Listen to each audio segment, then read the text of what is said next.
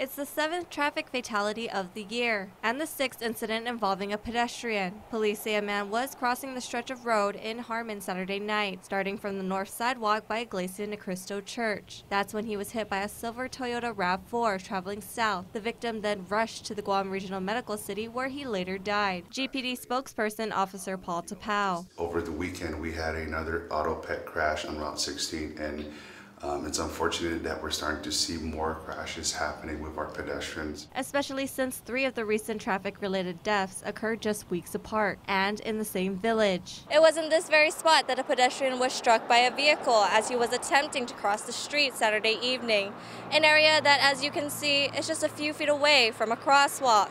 Distrito Mayor Melissa Savares. In the last month, since April 1st, we've actually had 3 fatalities.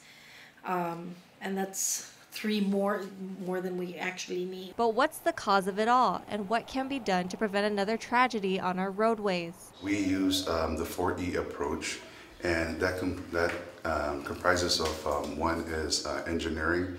Are the roadways properly marked? Is there sufficient crosswalks where pedestrians can actually use? The second one is education. How do we educate the community in proper safe driving, being more attentive, and of course to the pedestrians, how to be cautious. The third is enforcement.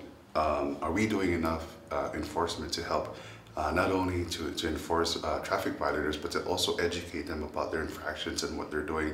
And lastly, of course, is what they attribute to EMS. Tapao saying each case varies, ranging from things like speeding, being under the influence for both drivers and pedestrians, and many others. We as drivers, we as pedestrians need to be mindful of the rules of the road. Be cautious when driving on the roadways, to be attentive when they're out there, and of course to respect and adhere to all rules and regulations pertaining to driving and, of course, the roadways. Tips that could ultimately prevent another traffic fatality. Reporting for Guam's News Network, I'm Kiani Mendiola.